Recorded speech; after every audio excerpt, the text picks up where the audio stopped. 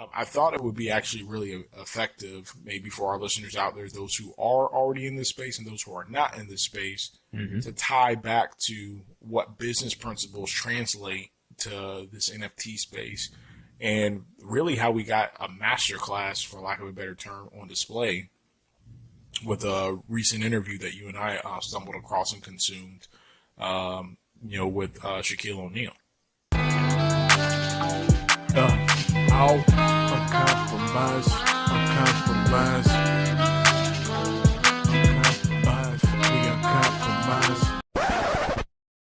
Do you have an entrepreneurial spirit? Are you constantly thinking about how to create value and build new businesses?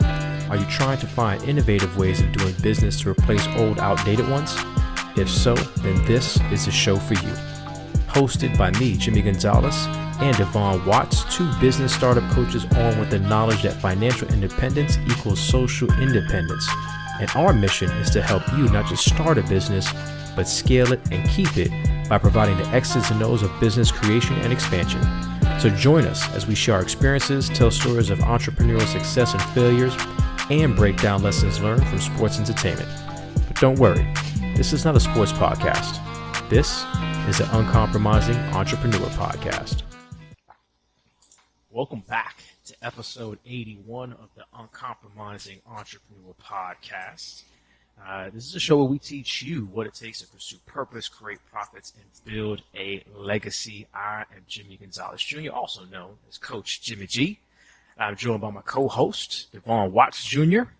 What's good? What's good, man? How you doing? Doing better than I deserve, brother. Living the dream, as they say. As Boss Man used to say all the time, living a dream. Living a dream. Yes. If you are a new or loyal listener, please feel free to rate and review this podcast. We would certainly appreciate it if you're watching us on YouTube, because we are dropping our content again right now on the YouTube channel. So if you're watching there, definitely give us a like and subscribe to the channel as well. And of course, always share this with another entrepreneur that you know would benefit from this content. Again, we are on episode 81, and we are coming off of the heels of what the WTF is an NFT. What is an NFT? Like, no, seriously. You don't know what an NFT is. That is what we were breaking down in the last episode, which we've definitely gotten some comments about, some questions. There's been some conversations as we continue to not just obviously talk between the two of us, but get into our community of uncompromising entrepreneurs out there. Appreciate y'all, fam. And also some of the other communities that we're a part of as well. But thank you for asking. I'm doing well. It's been a good week so far, man. It's been a good week. The shoulder is doing a little bit better. And try not to push it too much, but I only know how to go one speed, or I go hard, bro. So hopefully I don't mess it up anymore. But I got a few more weeks before I go back and see the orthopedic surgeon, and see how much progress has been made. So I got back on the heavy bag yesterday for the first time, which I have not done, man, at least 3 months. And yeah, there was a little bit of discomfort in doing that. Again, I was taking it easy, but I think there's a lot that I think went into the arthritis. For those that, I don't know if I mentioned that, but yeah, I have arthritis in the shoulder and a torn labrum. I think some of that may have attributed to where I'm at right now and the condition in my left shoulder. So, but anyway, feeling good. Looking forward to God willing, continued healing. And moving on, but I'm still lifting, bro. So summertime is around the corner. Beach body, BK. Yeah, you know how that is. Was it 9,000? What's the number? Beefcake 9,000? 5,000? I think it was 3,000. I think it was Beefcake 3,000. Yeah, like 3,000 calories. Yes, for our South Park and Cartman fans out there. Yes. Classic. That's good, man. Sure. No, yeah, I've seen you staying at it, which is great, and it's good that it seems like you'll be able to resolve the issue with no surgery, which is beautiful. honestly, between the two of us, the doctor's been getting a lot of our money recently. With my oldest, he had a little bit of adventure time with my oldest. Gio, with him breaking his elbow, his right elbow, at school playing. Said he was playing monkey in the middle or something like that, and took off running and tripped. But he's always had this habit of just being a little clumsy, like a little. I don't know how much of it is truly clumsy, how much is just he just wants to have an excuse to roll on the ground or something like that, and just kind of throw his body and feel like he's invincible. But anyway, he was running, did that, fell on the concrete, landed on his elbow, trying to brace himself.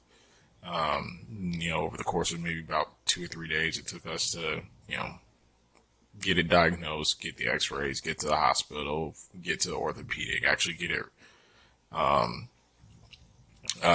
casted up and the whole nine. And so now he's learning how to navigate in life, with this cast. Fortunately, he has me as his pops, that has a wealth of experience in operating with broken bones and casts, as I've broken my fair share as a young kid. So that was actually helpful to help alleviate some of the anxiety and stuff like that of what to expect. Because I could just tell him, hey, bro, this is what's going to happen. I remember when I was your age, and when I broke my arms, I broke my wrist, this is what happened. But yeah, I mean, outside of that, man, everything's good. We're just in the process of packing and all the other stuff, and we got a lot of different life events going on. So honestly, podding is a much welcomed, kind of break from all the other things that we got going on, and just being able to catch up and talk to our folks and talk about the things that we're passionate about. So you're right, man. Our last episode, we're coming off of WTF and NFT.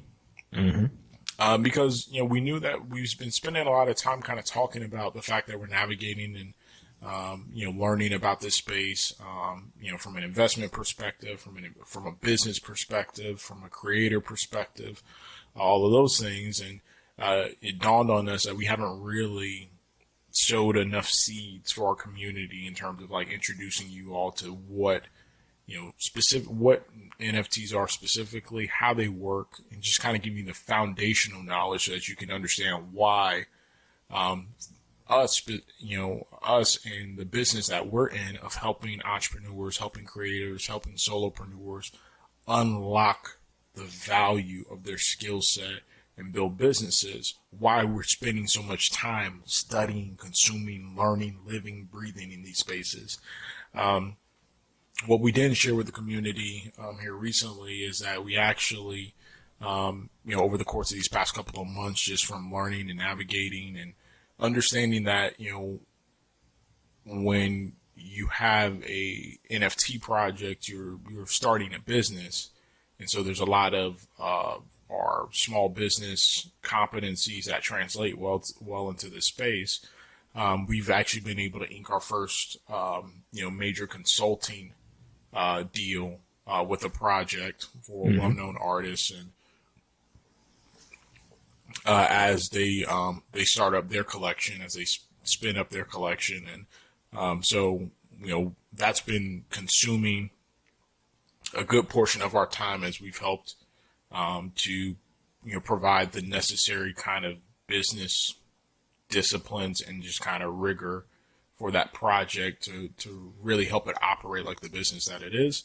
And so looking forward to bringing those learnings back. But what I can say is we've had a lot of conversations with other creators in this space, in the communities that we've been a part of. And one of the things you see is people going back and forth on should I or should I not start my own project? Should I or should I not start, a collection and putting my art out there? And you have some folks that are gung-ho and very confident because they understand the utility, and they definitely feel like they bring a unique value and perspective, and they can maybe even migrate their existing fan base into these spaces, ink out a following that way. And then you have other folks that are a little pensive because they don't know where to begin. It can seem overwhelming. It can seem daunting. And for both parties, regardless of where they're at on the spectrum, the one thing that we've consistently communicated that we're going to talk a little bit more about here, kind of building off of the NFT and then tying it into some of these core business competencies, is that, when you're starting this project, when you're starting, to dive into the world of NFTs as a creator, you have to understand that you are starting a business. You are starting a business. Yes, this is a powerful tool to help unlock the power of ownership, to allow you to monetize in a way that you weren't able to monetize before, to create unique value, to cultivate communities, right? This tool allows you to do all of those things. But again, it's just a tool. And that tool is only as effective as the entire toolkit and the person wielding it and how you leverage it, right? And no different than, in what we call Web 2 world, right? Which is the non-blockchain environment, non-blockchain technology, right? For our listeners out there, just like in the Web 2 world, where if I'm starting a business, or if I start a website and I start offering my services on that website, that doesn't mean I started a business. There's things that I need to have from a discipline perspective to really make it a business. Just because I start put my product on a website doesn't make it a business.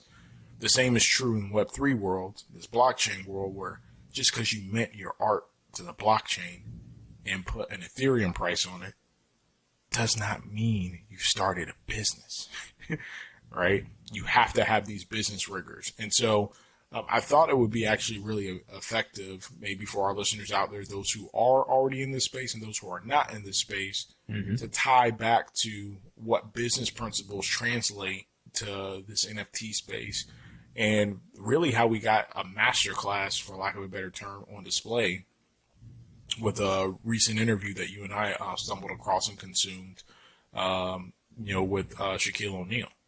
Yeah. Which other piece that we wanted to talk about that was glaring and just gems that Shaq was dropping in this interview was ownership, and how important that is. Owning business, owning your IP, your intellectual property, and again, just the benefits that you have using this tool of the blockchain and creating something like an NFT as an artist. And I guess too, it depends, right? Because we were just having a conversation about some of your early NFTs that you have created, right? But some of it was practice, right? As you were getting in there, learning the process of actually minting an NFT. And there's some that you've done that are very special and near and dear to you and to your family. That doesn't mean that you're trying to create a business with those. So, I mean, you might be an artist out there that you have, maybe 5 pieces that you want to create and mint on the blockchain itself. But I think we've talked about this, and I'm thinking back to the conversation that we had with Alan C. Paul, is preparing for success. You may be a true artist out there that, you have, again, 5 pieces of art that you want to create and mint as NFTs. But what if that blows up and people start demanding more? And how do you ensure that you have those fundamentals in place as you think about scaling, bringing this forward, owning your intellectual property, and how important that is to all of us as creators, but especially somebody who is an artist and kind of finds themselves doing that type of work as well. So I'm definitely excited to jump into the conversation in response to last episode, those conversations, and this interview that we consumed from the fellas at Earn Your Leisure, and the conversation they had with Shaq. So I think a good jumping off point is tying it into the ownership conversation, right? Because that's why we've been such advocates for solopreneurs, creators, business, small business owners out there embracing this NFT technology, embracing these concepts, because it unlocks ownership to the umpteenth degree. The technology itself is predicated off the concept of validation of ownership, and not just validation of ownership for the holder, but unlocking the power of ownership for the creator because of what that allows you to do to your community that owns a piece of your IP, right?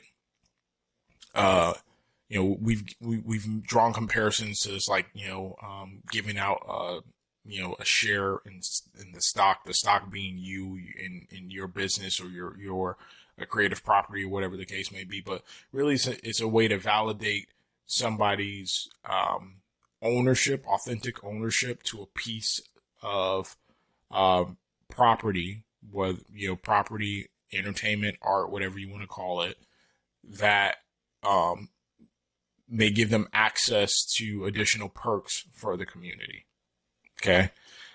And so you're right. Just in that conversation with Shaq, when he, appeared on Your Leisure, that was one of the prevailing themes, was about the importance of ownership and him getting beat over the head with that. Right. I think it was really impactful when you think about even the timing of when he learned that lesson. So he's sharing, how ownership got kind of instilled in him, and it really came from an interaction that he had with Magic. So at this time, Shaq has, left the Orlando Magic and gone to the Lakers. So first and foremost, think about where he's at in his career. Fans. Yeah, sad, super sad day.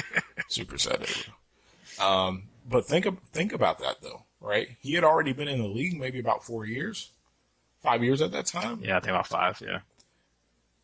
So, and he had already been to the Eastern Conference Finals. We didn't make the championship, right? But this is somebody who's already experiencing an unparalleled level of success. He's already had multiple multi-million-dollar earning opportunities, right, at this point. So it's after 5 years of being a multi-millionaire that he first really gets introduced to the concept of ownership. I thought that was one of the things that stood out to me as impactful. Like, man, you would have thought he would have got introduced to that a lot earlier when he signed some of these endorsement deals and the whole nine, but no, he was just blowing through money, right? He talked about the fact that he spent $1 million in one day. $1 million in one day, right? Cars, jewelry, and, cars for his dad, cars for his mom, all that stuff. And the next thing you know, the bank's hitting him up like, hey, bro, you spent $1 million in one day. He's like, what do you mean? I didn't spend $1 million. And like, when he looked at the statement and he saw that, the tax component too, like, hey, who's FICA? I ain't paying no FICA. Exactly. That $1 million became 8.5, right? 8.5, 800. And now you're having to bust that down across, the multiple $150,000 cars, the jewelry, and all this other stuff. Couple of houses, it goes fast. Yeah. Like that, right? And so it was Magic who sat down with him and said, hey, bro, you're living a great life. You have a blessed opportunity, but like, you really need to focus on ownership. Like, what are you owning? You need to focus on what are you owning.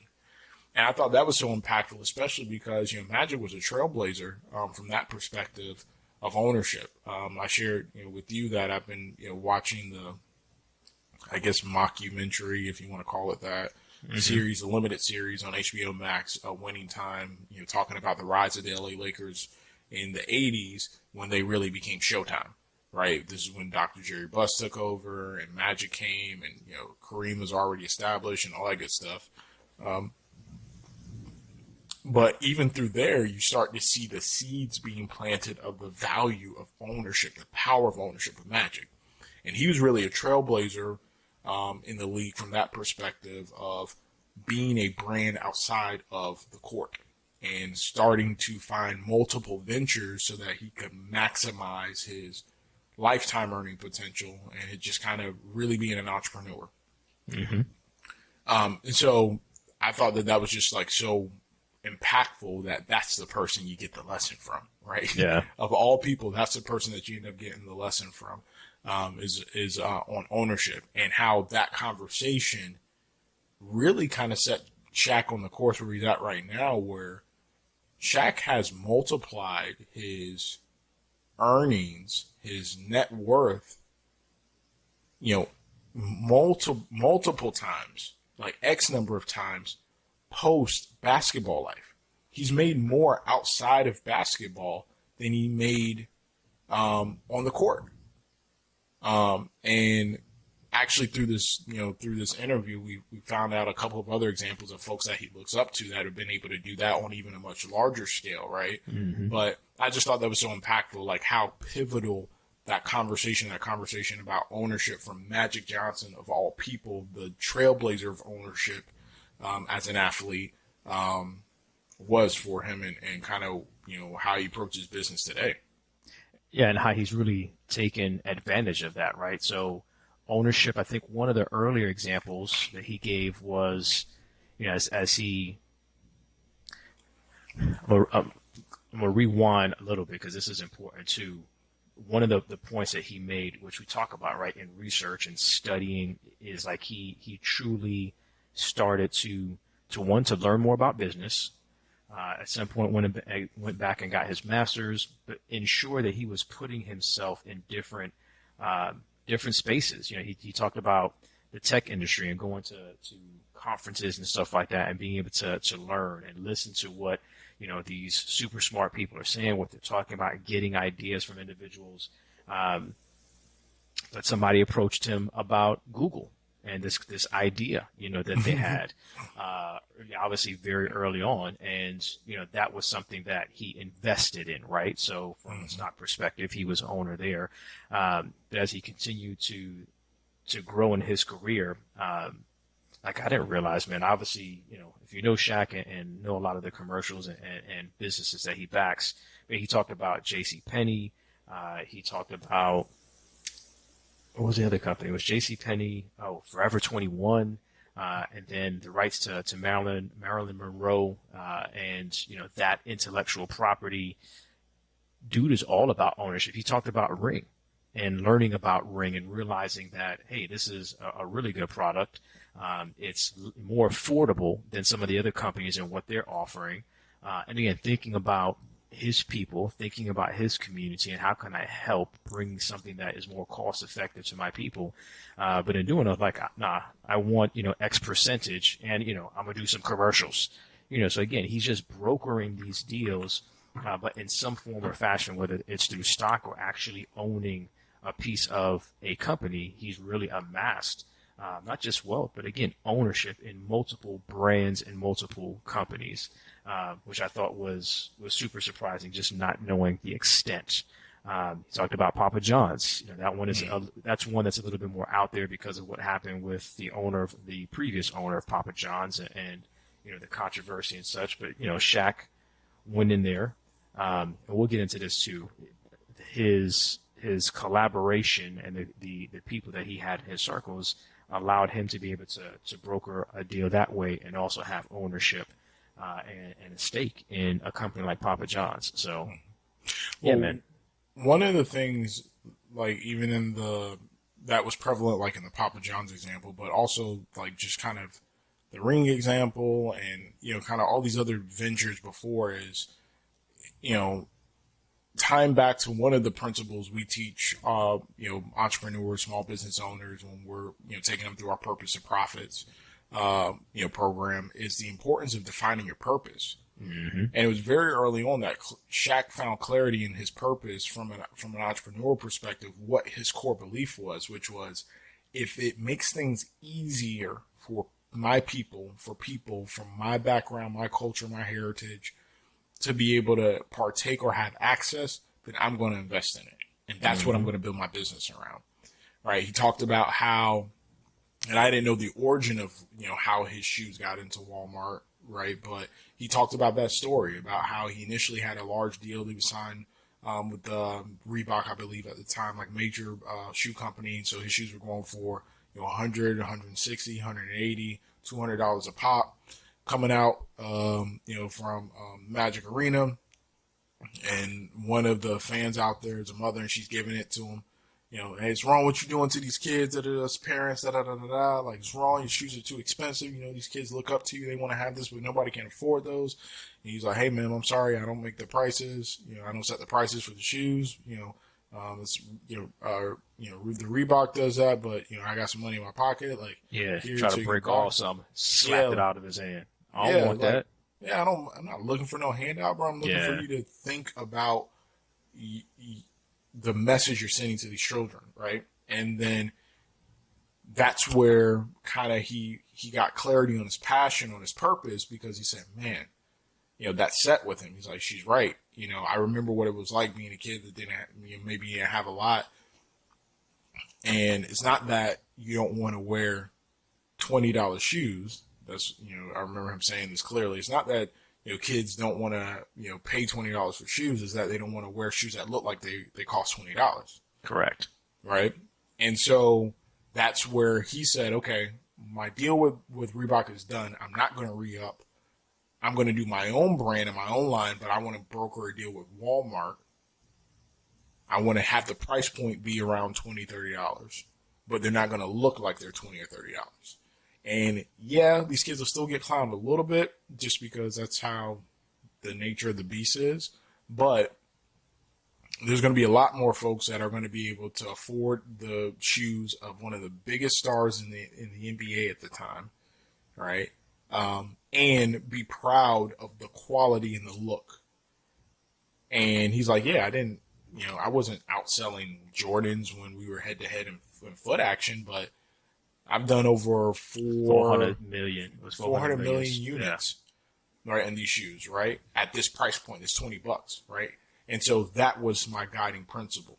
And he carried that with him with Ring, like you said, where you said, man, this allows it, it's cheaper than the other options out there, and it's convenient. It adds to my purpose of convenience. It's accessible and it's convenient. I'm investing. And I'm going to loan my brand to it and do commercials and stuff like that. And then even when he got his foot in the door with Papa John's, and he was advising them on, well, hey, now that I'm here and you guys are having to recover from the stain that's on the brand, I'm going to be a straight shooter with you guys. You ain't going to, you can't have that type of inflammatory language coming from your founder and be the most expensive. Like, my people ain't gonna stand for that. You ain't gonna talk to us crazy and try and charge us an arm and a leg. You gotta bring the prices down, right? Because again, his guiding principle being the affordability, right? The affordability. And you see that prevalent.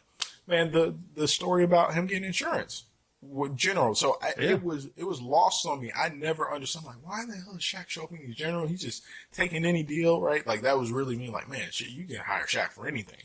But no. It's deeper than that.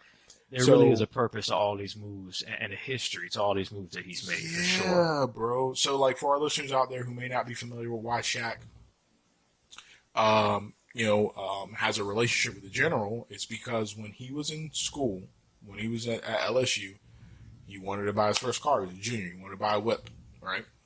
And so he said he took his Pell Grant, which some of us have been there before. You take that Pell Grant, a 0% loan, and I ain't really gonna pay it back until I graduate. So I got some time, right?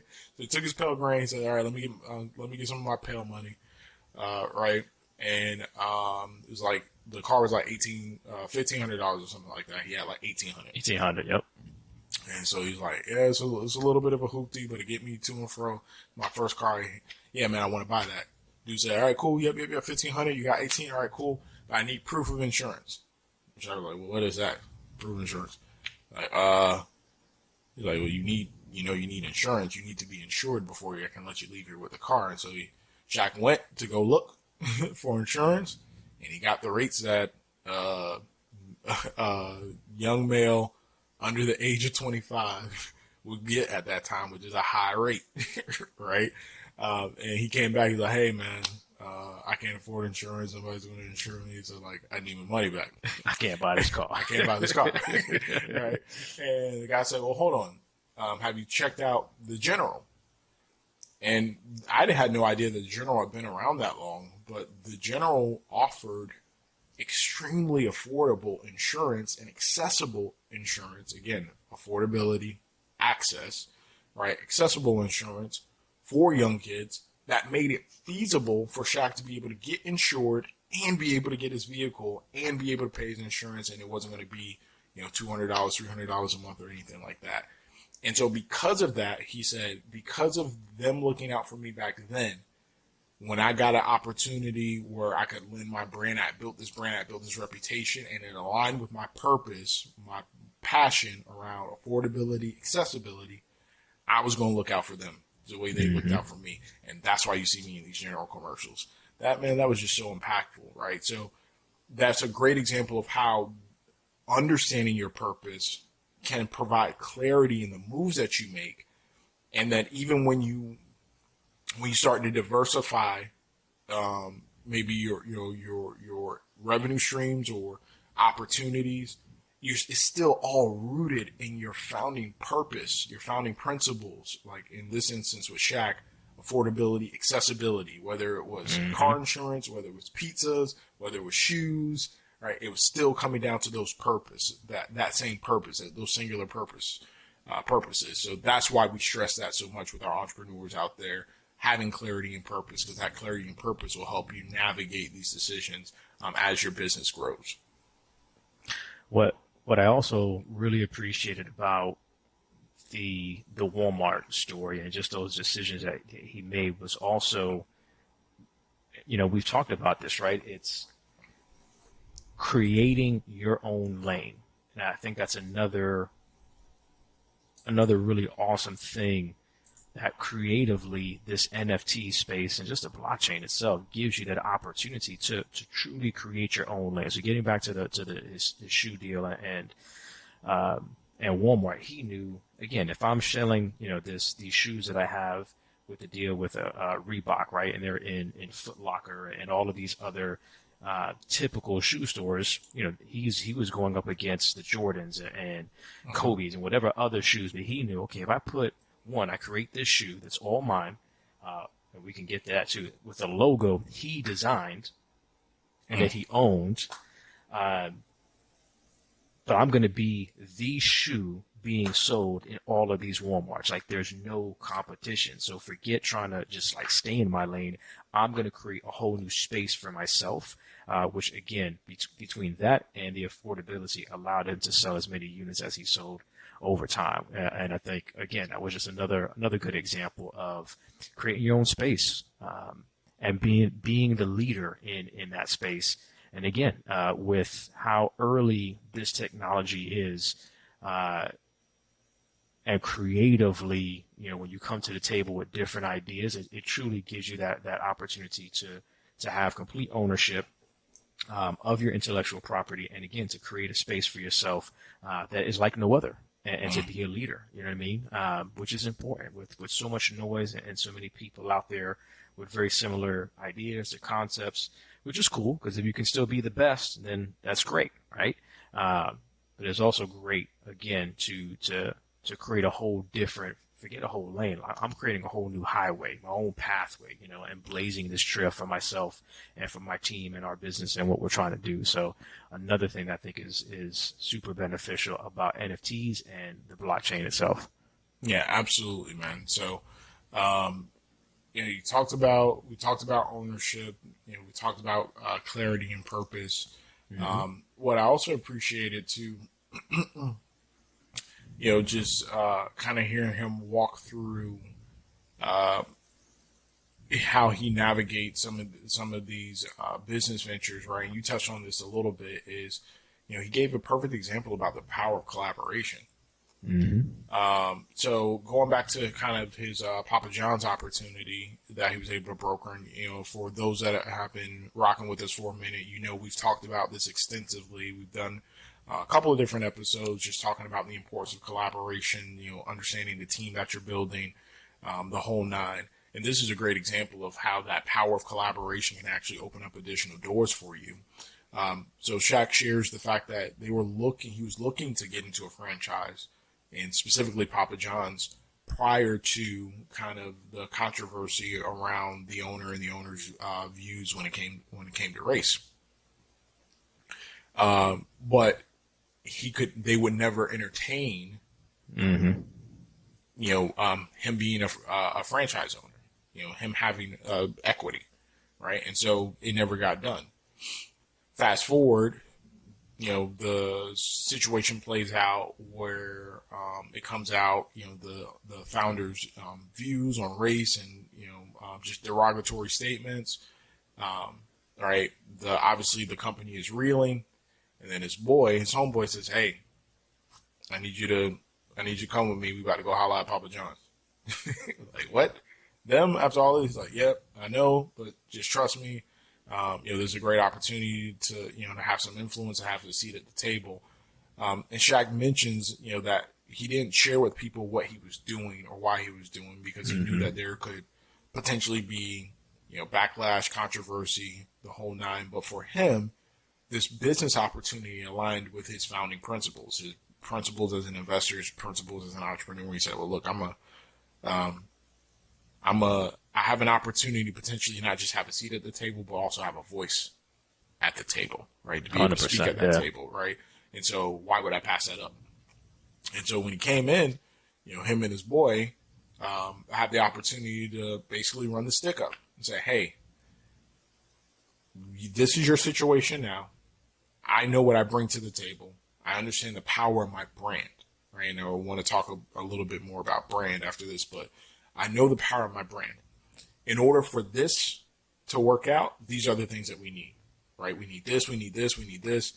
I need franchises, I need equity, and I need to have input on the direction of the business moving forward. I need to be able to influence decisions at the board. He sits on the board. Yep. Mm-hmm. I need to be able to influence decisions at the board level, so I need to sit on the board so I can have influence over the direction that this company goes, and that my people's values, perspectives are represented at the biggest table possible for this company. And they said yes, and he did the deal, right? And even after the deal, they're like, man, this is, we're not seeing any traction. We still haven't fully recovered from the backlash here. It seems like there's issues, especially, in the African-American community. Like, what can we do there? And, Shaq said, hey, permission to speak frankly, right? And again, what we already talked about, he shared with them candidly that you can't have that type of, worldview about a group of people and also be more expensive. Like, you don't have to pick a struggle, right? Basically, he said, pick a struggle, right? Either you're gonna be racist and cheap, or you're gonna be accepting and expensive, right? Yeah. Obviously, a little tongue in cheek, but it's like you can't have both of those circumstances exist. We're not gonna respond to that, right? You've done some things from doing the right thing perspective in terms of getting rid of the founder and all that stuff, but like. Now, the economics still don't make sense. You need to bring the prices down. You have to figure out a way to bring the prices down. We have to do that, right? And they were able to get it done, right? And so think about, going back to your point around the power of collaboration, the doors that are open because of a relationship that you may have with somebody else that brings you into that space, right? That brings you into that space, and maybe they're already solidified there. Maybe they've established some relationships or rapport with other individuals. And because of the nature of your relationship with that individual, now you have an opportunity to partake, to influence. I mean, let's be real, from what he shared, absent of that, his friend approaching him and saying, hey, we're going to go and have this conversation. Shaq may not have ever gotten an opportunity to meet with Papa John's and be able to run the stick up and say, hey, bro, I need to sit on the board, right? You wouldn't even give me one franchise before. Now you're going to give me multiple franchises. I'm going to have equity and I'm going to sit on the board, right? Just how quickly that power dynamic shifts. So, the power of collaboration can be like a game changer, especially when you're nurturing these relationships and you're at least open and trusting of the relationships you've established to at least go and entertain the conversation. Yeah. I mean, even the situation that we're in now, I mean, I do think that part of what has allowed us to get to where we're at right now, what you mentioned at the beginning, is the opportunity that we have to consult with this project. That was a community that you were a part of, right? And you told me about the project, you told me about the art. I started kind of putting my toe in the water and you know, joining the Discord and the community and just, you know, looking around and stuff like that. But it was really on the strength of the relationships you had and the trust that you built, that once I started to interact more and people started to see not just what you bring to the table, but what we bring to the table as a team, that, oh, okay, these cats are serious, you know, and continuing to add value where we can in our own unique way as individuals, but also in our own unique way as a team, allowed us to be able to get to that point, you know, where, again, we're officially consulting and helping this project to mint out and to just hopefully have short-term but even long-term success, which has been exciting. So I think that's just another good example of, again, your inner circle, man, your inner circle collaboration, and how that can open doors for you, and just the power of community as well. And thinking about your community in the decisions that you make, which is the community aspect, which we talked about, is just a really, I think, not necessarily unique, it's just different in this space. When I think about, you know, Web 3.0, and then this NFT community, and just the type of and it's not like that in every project, but definitely the one that we found ourselves in. It's proven itself to be something special. And there's a couple of others that, yeah, exactly. When you're doing it right, you know, how powerful that could be, when a community rallies around each other, not just because of people just trying to make money, because there's a purpose. They see the purpose behind what, you know, these individuals are trying to do, and they want to be a part of it, and they want to back that purpose. For sure. I mean, you know, with some of these more blue chip projects that folks may be familiar with, you know, like Bored Apes and stuff like that, like, yeah, the utility, and when we talk about utility, it's essentially what perks do you get access to by being an owner of this IP, right, of this NFT. The utility that sometimes gets focused on with Bored Apes, for example, is not really the utility that creates the value that it has, the floor that it has, right? People focus on, like, okay, you get access to yacht parties and stuff like that, right? That's important. That's a portion of it, but that's not really where the value is. The value is the access to the community of other individuals that are holders that come from all of these various walks of life, that are successful in various fields, that you get to network with now because you are a holder just like they are. And we are a part of this exclusive project where there's only so many that exist, right? Nobody can make new ones, right? They're not making new ones. So the only way to be a part of this quote unquote club is to buy into it, to be able to have access. The same with VFriends, right? Again, it's the access to the community that it affords you to, of these individuals who are, you know, entrepreneurs, business owners, folks that are focused on growing, scaling, all this stuff, that have done it multiple times over, that have had multiple 6 and 7 figure exits, that now you can occupy the same space, and they're literally, you know, a couple of characters away in the Discord. They're an emoji away in the Discord.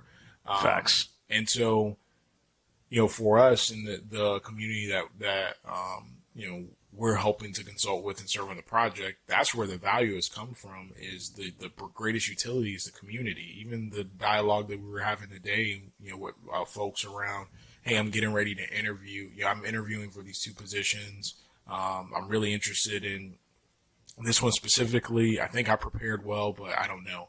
And just the flood of responses of, okay, hey, these are some of the things you need to take into consideration. If I were you, I would do this. I would go and get this certification. It's free, but it's going to give you this foundational knowledge so that you can speak to it in the interview. Follow this interview technique and tactics. Take this into consideration. You got somebody else saying, hey, I've been in that space, that industry for X number of years. If you need a recommendation, hit me up. Yeah, reach out to me. I'll tell you the questions and things that you need to be thinking about. Like, that's the utility. That's the value, right? And so think about that as an entrepreneur, as a creator that's entering this space and deciding to stand up these projects. Is it's not just, you know, people being able to purchase the art, right? It's not just that. That's a portion of it, but it's about what that purchase, that token, that NFT allows them access to. The other folks that are a part of that community that are attracted to your art, and those folks who are collectors of art. And what does that mean for the other folks that are collectors that are getting put onto new projects, that are, getting access to resources or networking with individuals who are well versed in certain things and they can educate you, all of this stuff, right? And so, to your point, man, community is so important. Going back to, talking about, Shaq and brand, and you mentioned this, I wanted you to kind of elaborate a little bit more for our uncompromising community. But you mentioned that, he had the foresight to not just create his own lane, create his own highway, but to do so with a brand that he created himself years ago, right? So I wanted you to maybe talk a little bit more about that and provide some color into to what do you mean by that brand that he created himself years ago.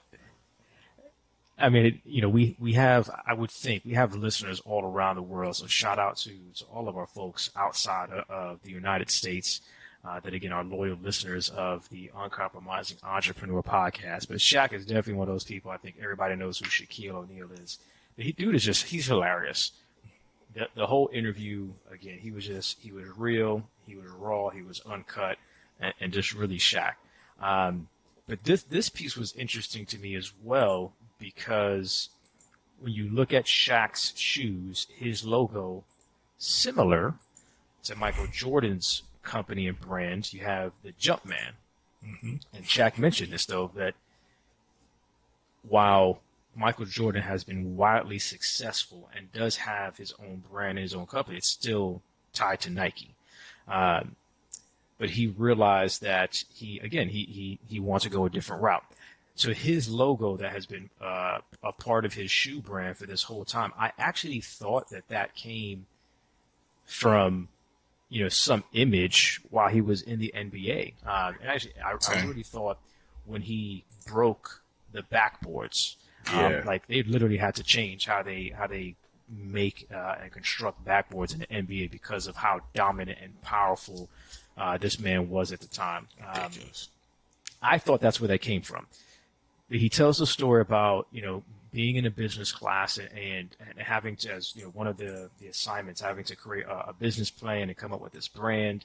And he actually created that logo, which he calls Dunkman. So Jordan, he's like, Jordan has a Jumpman, I'm gonna have the Dunkman.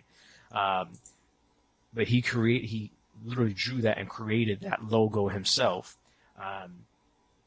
And made a whole presentation, and his professor was basically just shooting him down and saying no, this is horrible, this is not going to work, and especially at that time, big men in the NBA, they just don't sell. It's not going to happen like that. That's kind of another part of the story, how he was just like, forget you don't know what you're talking about. And just that mindset of an entrepreneur, I'm not going to listen to that noise. I believe in my passion, in my purpose, in this vision that I have, and I'm going to push forward with that.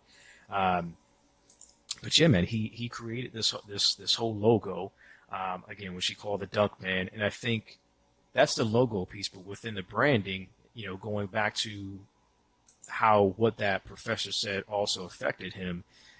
He said, you know what, I don't know if it was necessarily an intentional thought at the beginning, but Spud McKenzie was a big, I guess, I don't want to say icon, but like an influencer, a brand, or part of a marketing campaign. It's really what Spud McKenzie was. It was a marketing campaign for Bud Light, I believe, which is a dog, and all the commercials that would be like, I studied Spud McKenzie and how they were utilizing this dog and this image from an entertainment perspective. And I think Shaq is just a naturally kind of funny and quirky guy like that. For sure. But I think he really just grew that even more to create altogether this brand and how he was going to, as a big man, entertain people. I just thought that whole piece was phenomenal, man. But he gave a lot of different examples of how he, again, listened to what other people were doing, very observant, researching, studying, and saying, okay, I see what they're doing. I'm just going to do this. And it worked out. Again, for somebody like Michael Jordan, I think they were saying that the picture that was taken that they used to create that logo for the Jumpman logo, I think sold for like $10,000. But again, Michael doesn't own any of that stuff. Nope, they paid the photographer $10,000 for the photo.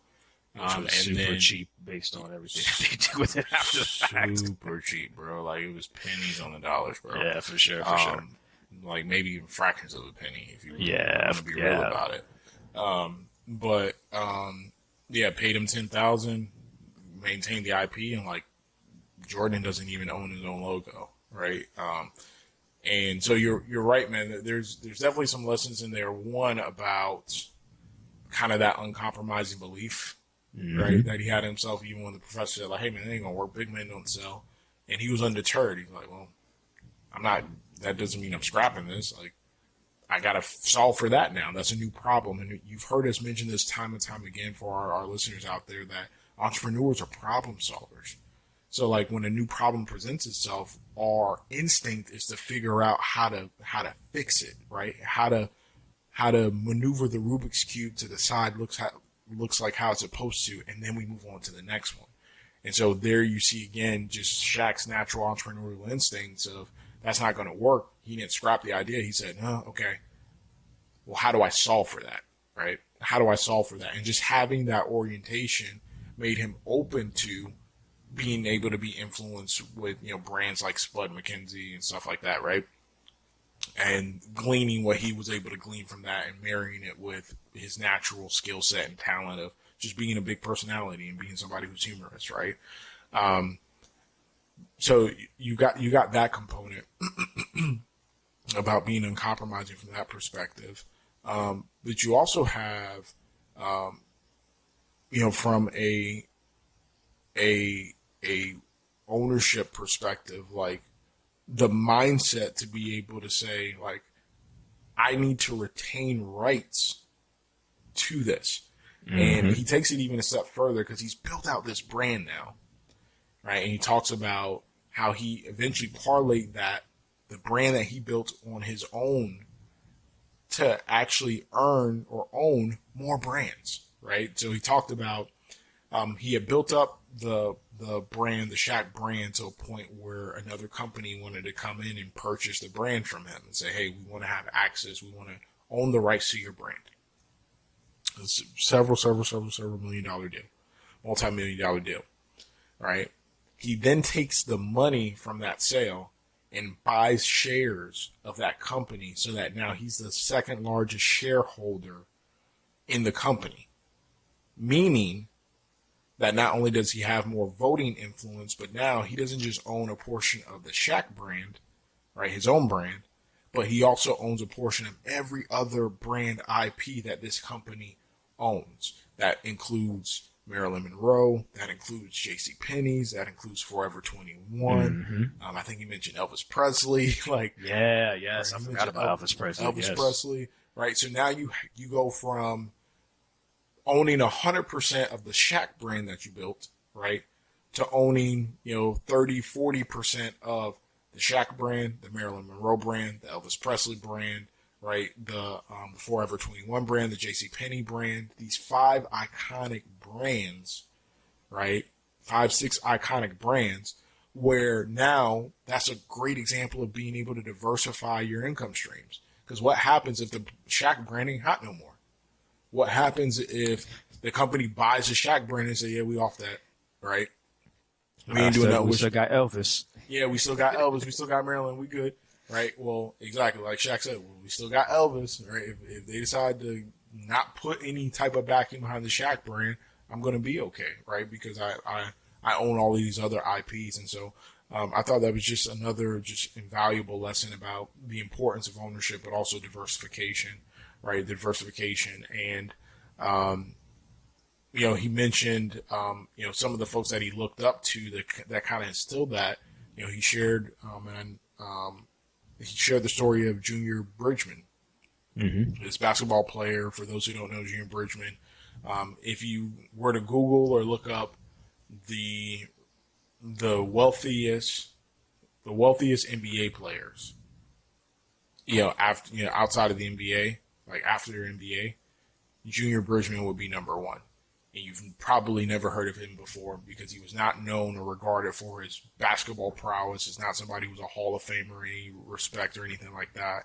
In fact, the most he earned in a year was maybe about $350,000 a year in any given season of playing basketball. But what he was known for is Junior Bridgman actually spent his off seasons working at Wendy's so that he can understand the mechanisms of how the business worked.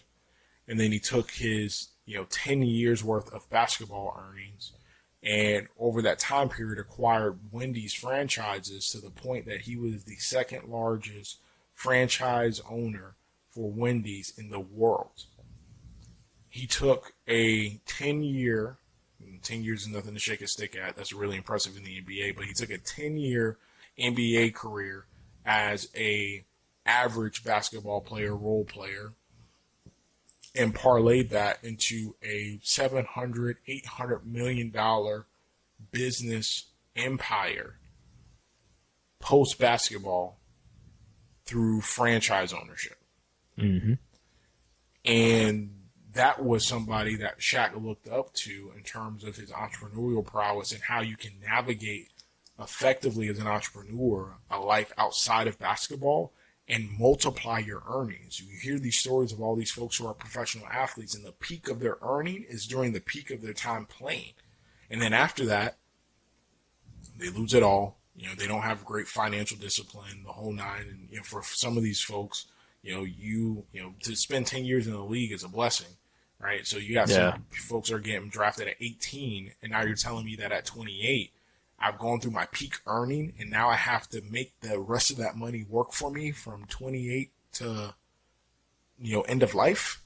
And even beyond that, if I'm talking about leaving generational wealth, that's a very tall task, right? And so you have to have the right entrepreneurial disciplines, foundations, and stuff like that in order to keep that going. And not only did Shaq keep it going, not only did Junior Bridgman keep it going, right, but they actually multiplied their earning. They grew their earnings outside of basketball to the point where both of these gentlemen have made more in the entrepreneurial space, the entrepreneurial arena, than they've ever made in any basketball arena, right? Which I thought was just super, super impactful. Nah, so many lessons, man. So many lessons, so many gems from Shaq and listening and learning from who he's learned from and who he's looked up to. One of the last things I want to say too, man, you spoke to the values that Shaq has and how that helped to determine the business ventures and how he made his decisions and how he moved forward. But I also think about, again, that mindset of, being uncompromising in who he was. Because even going back to hearing what that professor told him, and I think about all of the big men really in history, but definitely even some of the greats that were still there in the league when Shaq was coming into the league. Again, it is part of his personality, but he chose. So I think one of the values as well is he is a true trailblazer. He's like, I'm going to do it my way and forget what people say. When I think about David Robinson, when I think about Akeem Olajuwon, when I think about and I used to be a Knicks fan. I'm failing myself Patrick right now. Thank you, Patrick Ewing. None of those players, and even if, again, going back to other big men previous to that, now his dominance, his speed, his size, but it was his personality and how he took that and parlayed all of those things. That he was a big kid, still is. You know what I mean? But he played that so well and allowed people, I say played that, but I think he truly allowed people to see who he was, which may have caused friction. That's a whole nother story between him and Kobe and their time together. But he spoke about that. He kept it real and true to who he was, right? He was uncompromisingly me. That was his mindset. He talked about when Kobe was obviously super hard worker, Mamba mentality, doing all these things. He was like, yeah, I'm going to work, but I'm going to go to the club. Yeah, I'm going to work, but I'm going to do this as well. When Kobe was work, work. This was me, and he wasn't going to change that. And I just think, that also helped to drive who he was then, who he is now. But again, a lot of the decisions that he made, said, no, I'm going to be a trailblazer in this space. I'm going to do it my way. And how that has just paid off for him. It's also paid off for the people that he's been able to help along the way by providing accessibility, lower cost products, but that were still very great and good quality, which, again, I think were all powerful statements that he made in this interview. But, of course, powerful statements that he's made in what he's actually done, not just what he's talked about, but what he has actually done is continuing to do as an entrepreneur and as a businessman. Yep, agreed, man. Agreed. Yeah, it was a great interview. Yeah. So, Uncompromising family, a lot of gems that we dropped, again, from things that we learned by listening to this interview, and again, talking about some parallels and some connections that we felt were strong when it comes to this NFT space, this Web3 space, and ownership, and creating not just your own lane, but creating your own highway and being a leader in this space, and ownership, and all of those things that are important and benefits when it comes to creating NFTs and to creating your own project, your own community. But also doing so with the foundational principles that are important for any business, which are cornerstone to our values and what we teach and what we coach when it comes to purpose and profits. So again, we hope that you enjoyed this episode 81 of the Uncompromising Entrepreneur Podcast. You know the deal. Like, subscribe, share. We appreciate that. Some folks want to hear our banter. They want to hear the nuggets that were dropped, because we're still dropping golden nuggets on your head. That is what we do. That is one of our goals. We love to teach. We love to talk. You know that, but we love to teach, and we love to provide some thoughts and lessons and hopefully inspiration that are going to help you along your journey as you look to pursue your own purpose, create profits, and build legacy. Yes, sir. So until next time, to our folks out there, God bless y'all. Stay encouraged.